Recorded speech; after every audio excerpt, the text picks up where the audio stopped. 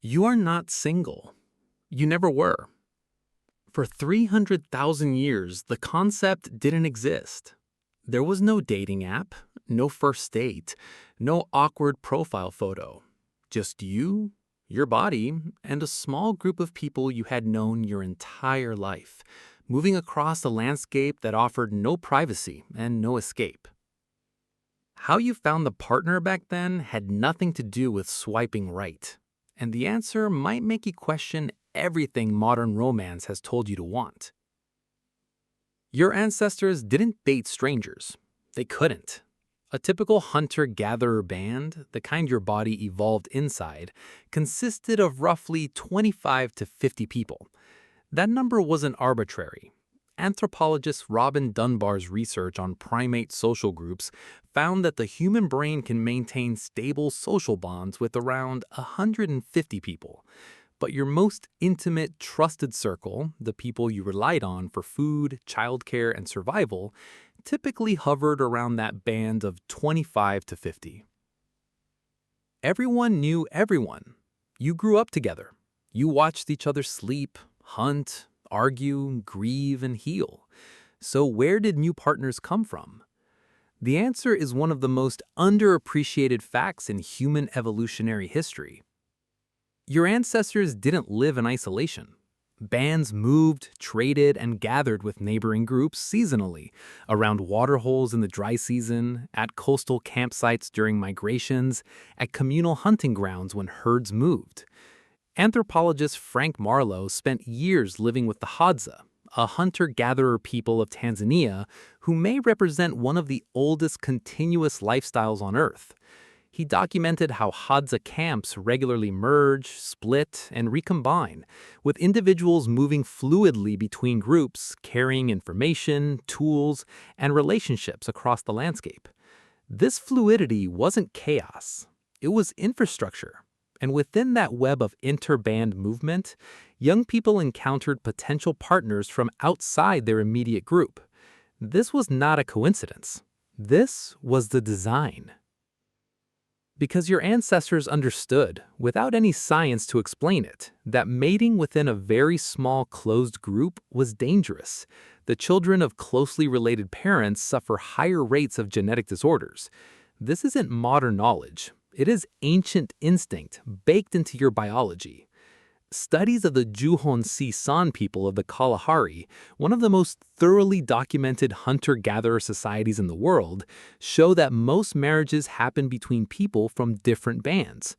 Polly Weissner, an anthropologist who has studied the hoansi for decades, documented how Hadza, a gift exchange network stretching across hundreds of kilometers, functioned in part as a social bridge between distant groups, keeping relationships warm, keeping doors open, and creating the conditions where a young man might meet a young woman he had never seen before. You showed up, and someone noticed you. But how did attraction work? What did it look like when it had no algorithms to mediate it and no wealth to signal status?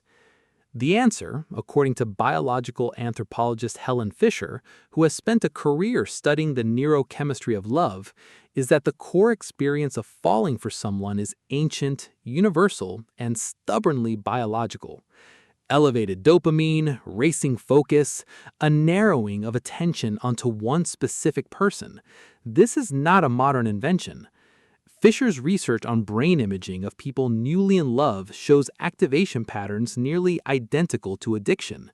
Your ancestors felt this: the obsessive focus, the sleeplessness, the pull. What triggered it was different, though. Physical markers of health mattered enormously because in a world without medicine, they meant survival. Symmetrical features, clear skin, bright eyes, and upright posture weren't just beautiful. They were honest signals that a person's immune system was functioning, that their development had been uninterrupted, that their genes were worth passing on. Evolutionary psychologist David Buss, who surveyed over 10,000 people across 37 cultures to understand what humans look for in a mate, found striking universals across wildly different societies. Men consistently prioritize cues of fertility and health. Women consistently prioritize cues of resource investment and protection. Those preferences didn't appear overnight. They are a fossil record written into your desires.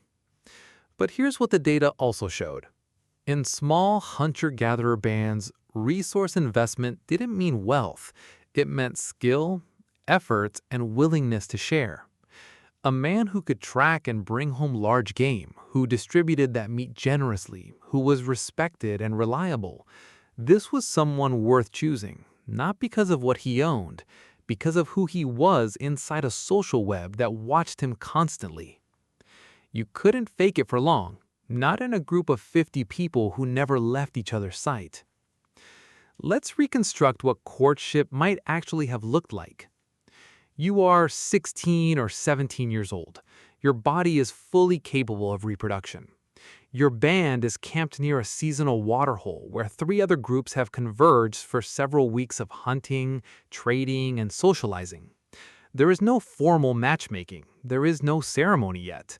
But the nights are long, the fires are burning, and the stories come out. Polly Wiesner's research documented something remarkable about the hoansi fireside conversation. During the day, talk is practical: food, tools, camp logistics. But at night, around the fire, 81% of conversation shifts to people. Their stories, their relationships, their character, their deeds. This is not gossip. This is reputation management. This is your ancestors building and testing social knowledge across the group.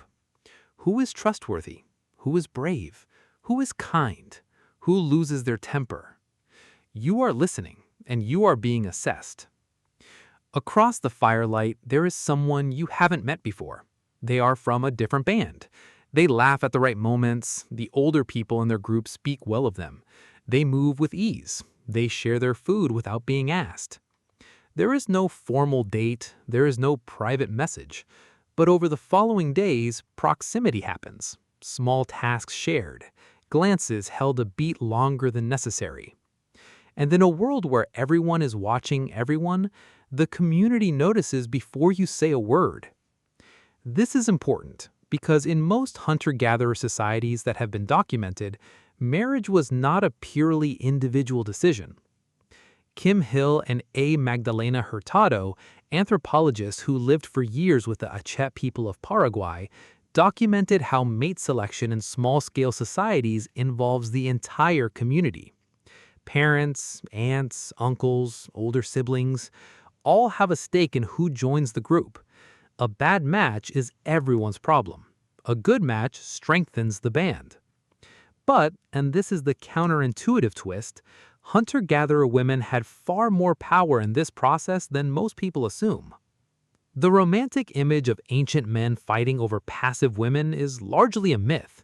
In foraging societies, women provide between 50 and 80% of the group's calories through gathering. They are not dependent, they are not helpless, and when marriages are unhappy, they leave. The hoansi recognized divorce as a straightforward social reality. The Hadza, documented by Frank Marlowe, shows some of the highest divorce and remarriage rates of any society ever studied. Your female ancestors were not waiting to be chosen. They were choosing, carefully, with their community watching and their own survival intelligence fully engaged. And when love ended, which it sometimes did, as it always will, life went on inside the same small group, which required something modern breakups almost never demand.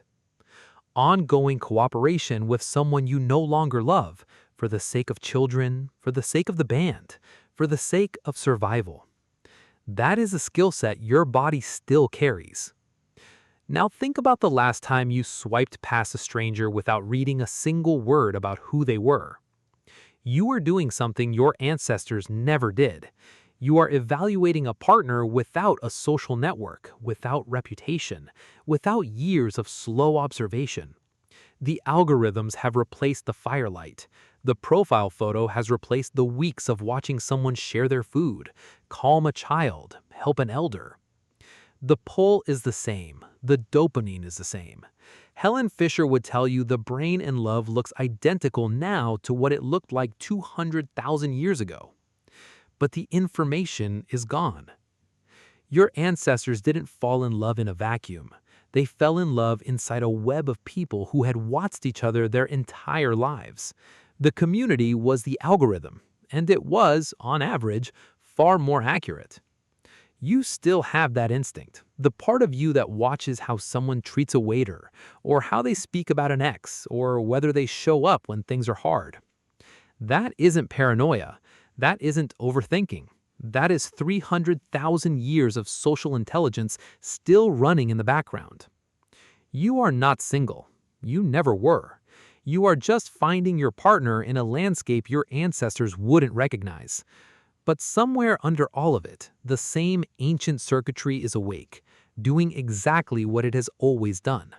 Watching, evaluating, waiting to feel something real.